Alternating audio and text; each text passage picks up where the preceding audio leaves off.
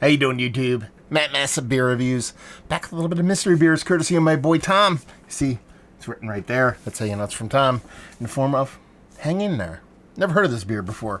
Yeah, mystery beers. These come from Tom from New Hampshire. So, New England way, you talk about these black caps. When they have these black pull tabs, I should say. Not even pull tabs. Pop tabs. I immediately lean to Alchemist.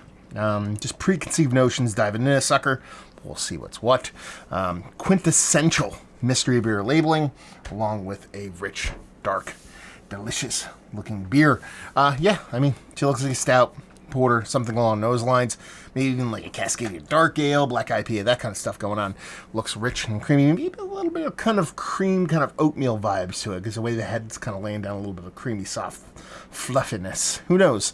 Like I said, labeling with a positive note here. Hang in there. I think we all need to hang in there at this moment in time, whether it be COVID or just crazy stuff in the world. Let's put it that way. So yeah, looks the part of a porter stout. Got a rich kind of mahogany on the edges. Let's see if we got a nose.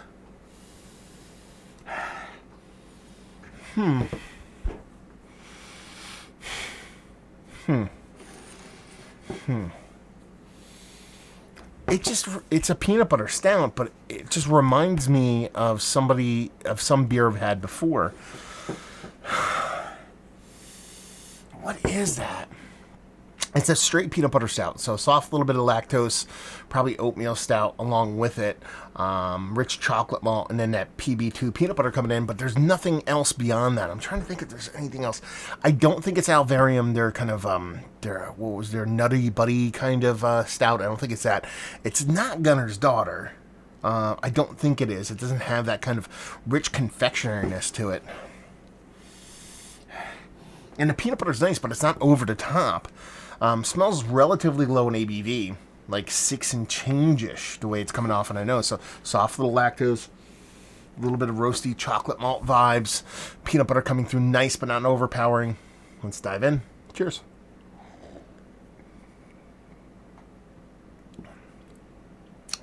I mean, that's tasty. Almost none. Almost none of that metallic astringency thing. I get, really, there's actually a pop of like an herbal kind of tannic tea like bittering to it. The roasted malt comes through nice. There's this added fruit component to it that's kind of throwing me for a loop though. Didn't get on the nose anyway whatsoever, but there's this like a little bit of kind of raspberry jamminess to it. So I think this might be somebody's PB&J beer, because of the way that kind of, oh, is this Framingham or PB&J? Is that what this is? I have not had that beer in forever. But isn't Framingham PB&J strictly barrel aged? Isn't it? Yeah, this can't be that because this isn't barrel aged. So yeah. Peanut butter vibes abound. Roasted malt marries well with a nice kind of zippy kind of bitterness in there. There's this jammy component around it that makes me think PB&J done and done. Yeah. What is this now? I don't know. I kind of want to say Framingham or non-barrel aged version, but I don't think they do that. So I'm going to just say somebody's 6.8% PB&J milk stout. Done and done. 6.8% PB&J milk stout. I can't remember the last time I had a PB&J milk stout outside of that Framingham or PB&J. So we'll see what's what in this sucker. This is a really fun one. Thank you very much, Tom. Getting a little New Hampshire. I don't know if it's made in New Hampshire, but a little New Hampshire vibes up in this piece. What do we have here? We have Stonefeast Brewing. Okay. It's their peanut butter and jam. This is a dark ale brewed with peanut butter and raspberry. Let's see if we nailed the ABV for the holy trifecta here as far as getting everything fucking right. Oh, god damn it, they didn't put it on here, I don't think. Yeah, I mean, listen. You're not going to sit here and say... It's about 3 months old. I'm not going to sit here and say peanut butter isn't an easy thing to get in a beer. It's kind of one of those things that just kind of jumps out at you, especially in the nose. And it definitely pretty much always follows through in the taste. I think this is done really well. Listen, I compared it to Framingham PB&J, the non-barrel aged version. Listen, Jack's Abbey makes some of the best beers in the world, some of the best lagers in the world, and for me to even associate it with that beer, I think is high marks, at least for me. And just, I really dig, one, how well made the beer is, because it didn't have that kind of metallic thing going on. I thought it was going to be there, but it was more of kind of an aggressive bittering to it. And I think it was welcomed aggressive bittering because of how sweet these beers tend to get, especially with the peanut butter on top of that jamminess. Man, I wish there was an ABV on here. But if this is higher than 8, I'd be blown away. If this is lower than 6, I'd be absolutely blown away in the other direction. So I'm pretty sure 6.8% is probably about spot on for this sucker. And yeah, I dig this quite a bit. Listen, if you want to cut a quick slice into the heart of what I really enjoy when it comes to beer, jamminess in the stout is absolutely, I mean, they call it a dark ale, but that's what this is, a stout. Or even a rich kind of imperial porter.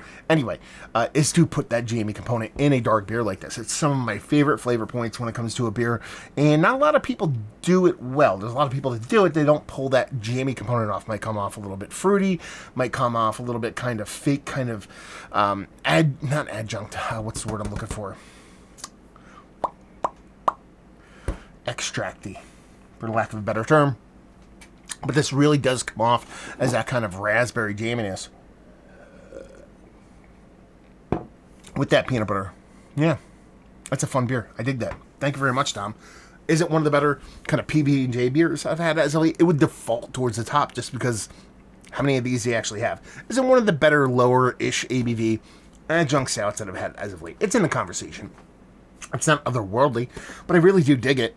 And, yeah, I think this might have been like the second or third beer I've had from Stone Feast. Could be the first. Could be lying to myself there. But I dig it. I think it's fun. And a very fun mystery beer. So thank you very much, Tom. Let's see. What else? Value and availability. Tom will let us know what's what and leave you with, if you like what we like this beer. If you like that jamminess, baby. If you like peanut butter beers, I know they are a take it or leave it proposition for most people. But with this added component of that jamminess, it really does become more of a jammy peanut butter beer as opposed to a straight peanut butter beer. So if you can get down with the peanut butter beers and you dig that jammy component and some rich, darker beers, then this will definitely be worth picking up. So there you go. Another review in the books. Hopefully you guys enjoyed it. Down there if you want to talk about it. Massive Beers if you want to check me out doing the social media stuff. Beer Massive. Want to check me out through the whole podcasting thing. And hopefully you guys enjoyed the review. Hopefully enjoying a little PB&J right now. And hope we'll see you next time. Cheers.